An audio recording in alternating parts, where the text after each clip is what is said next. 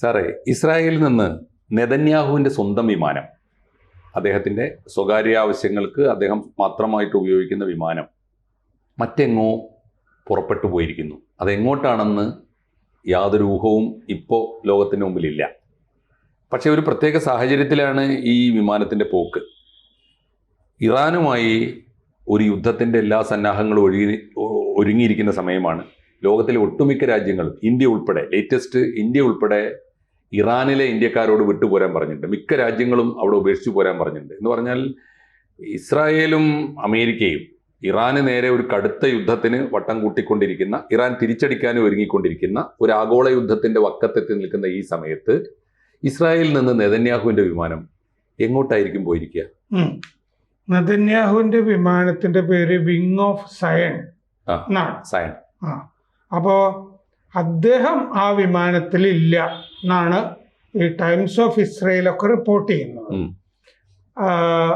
അദ്ദേഹം അതിലുണ്ടായിരുന്നു എന്ന് പറയുന്ന റിപ്പോർട്ടുകളും ഒക്കെ ഉണ്ട്. പക്ഷെ നമ്മൾ ഇസ്രയേലിലെ റിപ്പോർട്ടുകളൊക്കെ നോക്കുകയാണെങ്കിൽ അദ്ദേഹം ടെല്ലവീവ് ഡിസ്ട്രിക്ട് കോർട്ടിൽ വിചാരണയിൽ അദ്ദേഹവുമായി ബന്ധപ്പെട്ട ഒരു കോഴക്കേസ് ഉണ്ട്.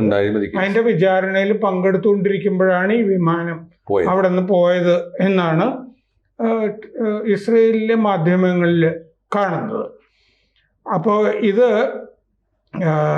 ഇതിനു മുമ്പ് ഈ യുദ്ധ സമാനമായ സാഹചര്യങ്ങളിലൊക്കെ ഈ വിമാനം ഇസ്രയേലിൽ നിന്ന് പോയിട്ടുണ്ട്. ഈ വിമാനത്തിനെ ഇറാൻ ആക്രമിക്കേണ്ടതില്ല എന്നുള്ള, ഈ വിമാനം തകർക്കേണ്ടതില്ല എന്നുള്ളതുകൊണ്ട് സുരക്ഷിതമായൊരു സ്ഥലത്തേക്ക് ഈ വിമാനം മാറ്റിയതാകാം. കാരണം ജൂൺ 13 ഈ ആണവ കേന്ദ്രങ്ങൾ ഇറാനിൽ ആക്രമിച്ചല്ലോ. ആ സമയത്തും ഇത് ഈ ബെൻഗൂറിയൻ വിമാനത്താവളത്തിൽ നിന്ന് ഇത് പോയിരുന്നു. അതുപോലെ ഏപ്രിൽ 13 2024 ഏപ്രിൽ 13 ഈ ഇറാൻ മിസൈലും ഡ്രോൺ ആക്രമണമൊക്കെ നടത്തുമ്പോൾ ഇത് നെവാറ്റിം എയർബേസിൽ നിന്ന്, താവളത്തിൽ നിന്ന് ഇത് പോയിരുന്നു. അപ്പൊ ഇതിനു മുമ്പ് 2 തവണ ഈ വിമാനം ഈ ആക്രമണം നടക്കുന്ന സമയത്ത് പോയിട്ടുണ്ട് ഇതിനു മുമ്പ്. ഇത് 3ാമത്തെ യാത്രയാണ്. ഇത് ബേർഷേബയിലെ നെവാറ്റിം വ്യോമതാവളത്തിൽ നിന്നാണ് പോയിരിക്കുന്നത്. ഇത് മെഡിറ്ററേനിയനിൽ ഇത് കണ്ടതായിട്ട് ട്രാക്കിംഗ് സൈറ്റുകളിൽ നിന്ന് വിവരമുണ്ട്. മെഡിറ്ററേനിയന്റെ മുകളിൽ ഉണ്ടായിരുന്നതായിട്ട് വിവരമുണ്ട്. ഇത് പരിശീലനത്തിന് വേണ്ടിയിട്ട് പോയതാണെന്നൊക്കെ ഇസ്രായേൽ മാധ്യമങ്ങൾ പറയുന്നുണ്ട്. അത് നമ്മൾ വിശ്വസിക്കേണ്ടതില്ല. മുമ്പ് ഈ വിമാനം പോയ സാഹചര്യങ്ങൾ യുദ്ധ സാഹചര്യങ്ങളായതുകൊണ്ട്. അപ്പോൾ ഇത് ഇപ്പോഴത്തെ അവസ്ഥ, സൗദി, ഖത്തർ, മറ്റേ തുർക്കി, പാകിസ്ഥാൻ, ഈ രാജ്യങ്ങളൊക്കെ അമേരിക്കയെ അറിയിച്ചിട്ടുണ്ട്, നിങ്ങളൊരു ആക്രമണം നടത്തുകയാണെങ്കിൽ ഈ മേഖല അസ്ഥിരമാകും എന്ന് പറഞ്ഞിട്ടുണ്ട്. ഇപ്പോൾ ഖത്തറിൽ ഒരു ആക്രമണം ഇറാൻ്റേത് നടക്കുമോ എന്നുള്ളൊരു സംശയമുണ്ട്. അതുകൊണ്ടാണ് അൽ ഉബൈദ് താവളത്തിൽ നിന്നൊക്കെ കുറെ ആളുകളെ ഒഴിപ്പിച്ചിട്ടുണ്ട് അമേരിക്ക. അമേരിക്കൻ പൗരന്മാരോട് സ്ഥലം വിടാൻ പറഞ്ഞിട്ടുണ്ട്. ഇന്ത്യൻ പൗരന്മാരോടും സ്ഥലം വിടാനായിട്ട് പറഞ്ഞിട്ടുണ്ട്. അതുപോലെ തന്നെ ഈ അൽ ഉദൈദ് താവളം പോലെ തന്നെ ബഹ്റൈനിൽ 5th ഫ്ലീറ്റ് 5ാം കപ്പൽ വ്യൂഹം ബഹ്റൈനിൽ ഇപ്പോൾ കാത്തു കിടപ്പുണ്ട്, യുദ്ധസജ്ജമായിട്ട് ഒരുങ്ങിയിരിപ്പുണ്ട്. അതുപോലെ ഈ അമേരിക്ക ആക്രമണം നടത്തുകയാണെങ്കിൽ എന്താണ് ചെയ്യുക എന്ന് പറഞ്ഞ് അത് ഈ പട്ടാള ആസ്ഥാനം, കൺട്രോൾ ആൻഡ് കമാൻഡ് സെന്ററുകൾ, ആയുധപ്പുര, 24 മണിക്കൂറിനകം അമേരിക്കയുടെ ആക്രമണം ഉണ്ടാകാമെന്ന് യൂറോപ്യൻ നേതാക്കൾ പറയുന്നുണ്ട്. അപ്പോൾ തിരിച്ച് ഈ അൽ ഉദൈദ് താവളം പോലെ ഉള്ള ഭാഗങ്ങൾ ഇറാൻ ആക്രമിക്കാൻ സാധ്യതയുണ്ട്. ഇറാൻ അത് പറഞ്ഞിട്ടുമുണ്ട്. ഖത്തറിനെയും സൗദിയൊക്കെ വിളിച്ച് പറഞ്ഞിട്ടുണ്ട്. നമ്മുടെ വിദേശകാര്യമന്ത്രി ജയശങ്കറിനെ ഈ അവിടുത്തെ വിദേശകാര്യമന്ത്രി ഇന്നലെ വിളിച്ചിരുന്നു. അത് സമാധാന ശ്രമങ്ങൾക്കൊക്കെ വേണ്ടി ആകാം. അവിടെ ആളുകളെ ഉന്മൂലനം ചെയ്യാൻ സാധ്യതയൊന്നുമില്ല എന്ന് ട്രംപ് പറഞ്ഞിട്ടുണ്ട്. പക്ഷെ ഒരാളെ ഇന്ന് തൂക്കിക്കൊല്ലുന്ന ദിവസമാണ് അവിടെ പ്രക്ഷോഭത്തിൽ പങ്കെടുത്ത 26 വയസ്സുള്ള ഒരാളെ, ഇർഫാൻ സോൾട്ടാനി എന്ന് പറഞ്ഞ 26 മിനിറ്റ് 10 മിനിറ്റ് മാത്രം കുടുംബാംഗങ്ങൾക്ക് കാണാൻ അനുവദിച്ചു. വിദേശകാര്യമന്ത്രി അരാക്ചി നമ്മുടെ വിദേശകാര്യമന്ത്രിയെ വിളിച്ചിരുന്നു.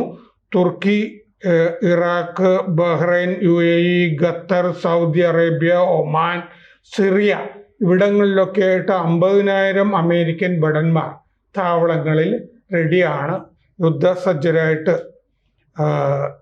റെഡിയായിട്ട് നിൽപ്പുണ്ട്. 6 യുദ്ധക്കപ്പലുകൾ അമേരിക്കയുടേത് ഈ മേഖലകളിൽ ആയിട്ടുണ്ട്. USS മിച്ചൽ, USS മക്ഫോൾ ഗൾഫിൽ ഉണ്ട്, USS റൂസ്വെൽറ്റ് ചെങ്കടലിലുണ്ട്, USS Canberra, USS Tulsa, USS Santa Barbara ഇതും ഗൾഫിലുണ്ട്. യുദ്ധക്കപ്പലുകളൊക്കെ ഉണ്ട് അമേരിക്കയുടെ. സൗദി, അമേരിക്ക, പാകിസ്ഥാൻ, ഖത്തർ ഒക്കെ അമേരിക്കയ്ക്ക് സഹായം ചെയ്യേണ്ടി വരും. ഈ സമയത്ത് താവളങ്ങളൊക്കെ ഒരുക്കി കൊടുക്കേണ്ടിയൊക്കെ വരും. പിന്നെ ഒരു ഭരണകൂടത്തിനെ ഇറാനിൽ വീഴ്ത്തണമെന്നുണ്ടെങ്കിൽ ഇത് 30,000 അടി ഉയരത്തിൽ നിന്ന് പറ്റില്ല എന്ന് വിദഗ്ധർ പറയുന്നുണ്ട്. എന്ന് പറഞ്ഞാൽ വിമാനങ്ങൾ കൊണ്ട്, വ്യോമാക്രമണം കൊണ്ടൊന്നും പറ്റില്ല, കരയുദ്ധത്തിന് തന്നെ വേണ്ടി വരും. കരയുദ്ധത്തിന് പോവുകയാണെങ്കിൽ ട്രംപിന്റെ മാഗ എന്ന് പറയുന്ന ടീമുണ്ടല്ലോ, അവരെ എതിർക്കാൻ സാധ്യതയുണ്ട്. കാരണം ഇറാഖിലും അഫ്ഗാനിസ്ഥാനിലും പോയിട്ട് പുലിവാല് പിടിക്കുകയാണ് ചെയ്യുന്നത്. അപ്പോൾ ഇവിടെയും സേന ഇറങ്ങിക്കഴിഞ്ഞാൽ അതുകൊണ്ട് വലിയ ഗുണം ഉണ്ടാവുമോ എന്നുള്ള കാര്യത്തിൽ സംശയമുണ്ട് അവർക്ക്. 90 ലക്ഷം ഇന്ത്യക്കാർ മിഡിൽ ഈസ്റ്റിലുണ്ട്. അപ്പോൾ ഇന്ത്യക്കും ഇത് സംബന്ധിച്ച് ആശങ്കകൾ ഇപ്പോൾ നിൽക്കുന്നുണ്ട്. അതുപോലെ ഏറ്റവും വലിയ ആശങ്ക ഉള്ള ഒരു രാജ്യമാണ് പാകിസ്ഥാൻ. മുനീർ അവിടെ ഒരു ഉന്നതതല യോഗം കഴിഞ്ഞ ദിവസം വിളിച്ചിരുന്നു. അപ്പോൾ ഇറാനുമായിട്ട് പാകിസ്ഥാന് അതിർത്തിയുണ്ട്. അപ്പൊ അതുകൊണ്ട് അഫ്ഗാനിസ്ഥാനുമായിട്ടുള്ള അതിർത്തിയിൽ പ്രശ്നമുണ്ട്, ഇറാനുമായിട്ടുള്ള അതിർത്തിയിലും പ്രശ്നം ഉണ്ടാവാൻ പോകും. അഭയാർത്ഥി പ്രവാഹമൊക്കെ ഉണ്ടാകാം. അപ്പോൾ മാത്രമല്ല പാകിസ്ഥാൻ താവളം കൊടുക്കണമല്ലോ അമേരിക്കയ്ക്ക്, അത് വിസമ്മതിക്കാൻ പറ്റില്ല, നിരാകരിക്കാനൊന്നും പറ്റില്ല. അപ്പൊ അത് അവിടെ ആഭ്യന്തര കുഴപ്പങ്ങൾക്ക് കാരണമാവും. 20% ജനസംഖ്യയിൽ, പാകിസ്ഥാന്റെ ജനസംഖ്യയിൽ 20% ഷിയാകളാണ്. അപ്പൊ അവിടെ അപ്പൊ താവളം, അമേരിക്കയ്ക്ക് താവളം കൊടുത്തു കഴിഞ്ഞാൽ അവിടെ ആഭ്യന്തര കുഴപ്പങ്ങൾ ഉണ്ടാവും. അപ്പൊ നമ്മളെക്കാൾ മിഡിൽ ഈസ്റ്റ് ഇവരെ ബാധിക്കും. പാകിസ്ഥാന്റെ അതെ, lieutenant general Asim Malik ISI chief അവിടുത്തെ അജിത് ദോവലാണ്, നാഷണൽ സെക്യൂരിറ്റി അഡ്വൈസർ ആണ്. പിന്നെ സദേൺ കമാൻഡർ ലഫ്റ്റനന്റ് ജനറൽ റാഹത്ത് നസീം ഇവരൊക്കെ ആ ഉന്നതതല യോഗത്തിൽ പങ്കെടുത്തിരുന്നു. വ്യോമമേഖലയും തുറന്നു കൊടുക്കേണ്ടി വരും, അമേരിക്കയ്ക്ക് താവളം കൊടുക്കേണ്ടി വരും. അപ്പോൾ ഈ പ്രശ്നങ്ങളൊക്കെ പാകിസ്ഥാനെ വല്ലാതെ ബാധിക്കും. ഇതൊക്കെയാണ് ഇപ്പോൾ പൊതുവായിട്ട് വരുന്നത്.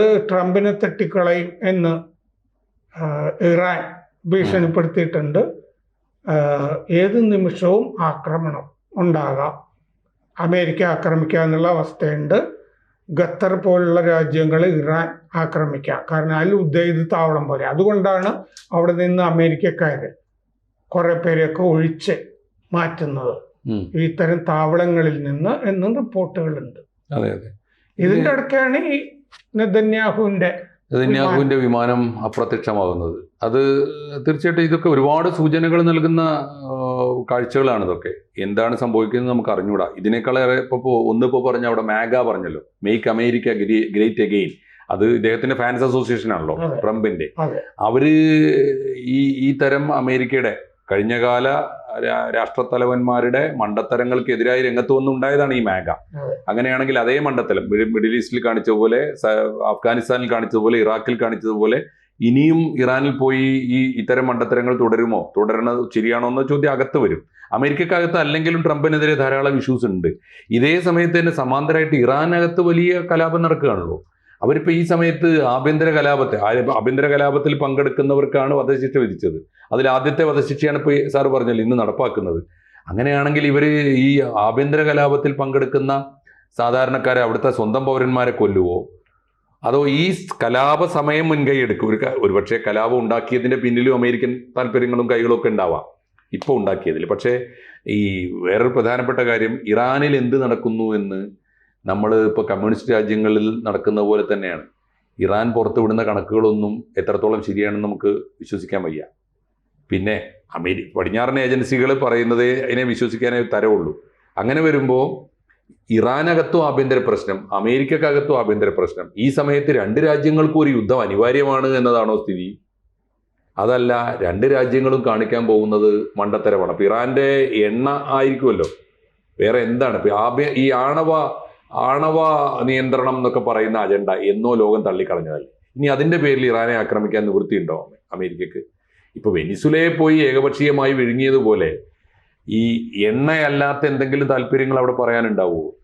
അപ്പൊ ഈ സമയത്ത് അമേരിക്ക ഒരു യുദ്ധത്തിന്, നഗ്നമായ യുദ്ധത്തിന് മാത്രമല്ല, യുദ്ധം നടത്താൻ പോകുന്നത് ഇറാൻ എന്ന രാജ്യത്തിന് നേരെ മാത്രമാവില്ല, തിരിച്ചു കിട്ടുന്നത് ഈ അറബ് രാജ്യങ്ങൾക്കൊക്കെ ആവും. കാരണം അവിടെയൊക്കെ അമേരിക്കൻ താവളങ്ങൾ. പക്ഷെ ഇപ്പൊ അവിടെ ഉണ്ടായ ഈ പ്രതിഷേധം ഉണ്ടല്ലോ, അത് സ്വാഭാവികമാണെന്ന് മാത്രം കരുതാൻ പറ്റില്ല. വയ്യ. അമേരിക്കയും അതിന്റെ പിന്നിൽ ഉണ്ടാകാം. ഡീപ് സ്റ്റേറ്റ് എന്നൊക്കെ പറയുന്നത് എല്ലാവരും അവർക്ക് ഏത് സമയത്തും എവിടെയും നടപ്പാക്കാൻ ഇടയുള്ള ഒരു സാധനമാണ്. പക്ഷെ ഇറാൻ ആയതുകൊണ്ട് 40-45 കൊല്ലമായി ആ ജനം സഹിക്കുന്നുണ്ട്. അത് നമ്മൾ സമ്പൂർണ്ണമായി തള്ളിക്കളയാൻ പറ്റില്ല.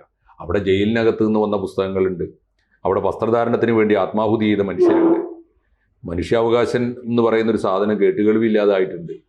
ഈ ഷിയ ഭീകരവാദം എന്ന് പറയുന്നത് സാറിന് അറിയാലോ, സുന്നി തീവ്രവാദത്തെക്കാളും ഭീകരമാണ്.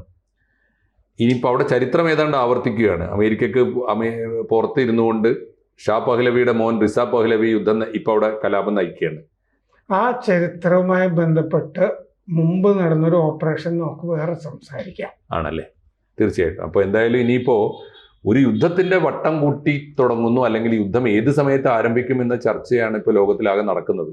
അതിന്റെ ഒടുവിലത്തൊരു സൂചനയാണ് നെതന്യാഹുവിന്റെ ഭൂമിയിൽ ഏറ്റവും സുരക്ഷിതമായി നിർമ്മിച്ച എല്ലാതരം ആക്രമണങ്ങളിൽ നിന്നും പ്രതിരോധം കിട്ടുന്ന വിമാനമാണ് അത്രേ അത്, ഈ വിങ്സ് സയൻസ് എന്ന് പറയുന്ന വിമാനം. ആ വിമാനം സുരക്ഷിതമായൊരു താവളത്തിലേക്ക് ഒളിപ്പിക്കാൻ തീരുമാനിച്ചു എന്ന് പറഞ്ഞാൽ ഇസ്രായേൽ ഏതു സമയത്തും ആക്രമണം പ്രതീക്ഷിക്കുന്നുണ്ട്, അമേരിക്കൻ താവളങ്ങളും ആക്രമണം പ്രതീക്ഷിക്കുന്നുണ്ട്. എന്ന് പറഞ്ഞാൽ ഇറാൻ യുദ്ധം ആരംഭിച്ചു എന്ന സൂചന അവർക്ക് കിട്ടിക്കഴിഞ്ഞിരിക്കുന്നു എന്നാണ് ഇതിന്റെ അർത്ഥം. തിരിച്ചടികളും കൂടി ഉണ്ടായാൽ അത് ഭീകരമായിരിക്കും. ഭീകരമായ യുദ്ധമാണ് നമ്മൾ കാണാനിരിക്കുന്നത്. സംഭവിക്കാതിരിക്കട്ടെ എന്ന് പ്രാർത്ഥിക്കാൻ മാത്രമേ നമുക്ക് പറ്റൂ. പ്രേക്ഷകരോട് ഒരു അഭ്യർത്ഥനയുണ്ട്. ABC-ക്ക് ഒരു ഹിന്ദി ചാനൽ കൂടിയുണ്ട്. അത് കേരളത്തിന് മാത്രമല്ല, ABC ഭാരതത്തിന് തന്നെ ഒരു ജാലകമാകണം എന്ന ആഗ്രഹത്തിൽ നമ്മൾ കുറച്ചു കാലമായി ഈ ഹിന്ദി ചാനൽ തുടങ്ങിയിട്ട് നന്നായിട്ട് പോകുന്നു. അതും സബ്സ്ക്രൈബ് ചെയ്യുക. കൂടുതൽ വാർത്തകളും വിശേഷങ്ങളും നിങ്ങളിലേക്ക് എത്താൻ ABC മലയാളം സബ്സ്ക്രൈബ് ചെയ്യുക, ബെൽ ബട്ടണും അമർത്തുക.